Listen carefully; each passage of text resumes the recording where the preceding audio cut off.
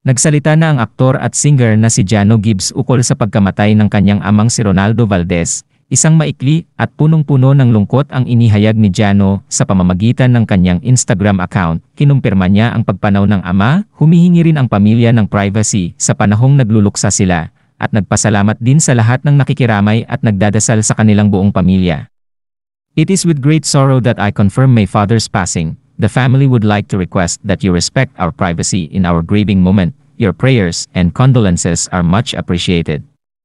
Agad naman bumuhos ng mensahe ng pakikiramay ang natanggap ni Jano mula sa mga netizens at sa mga kaibigang artista.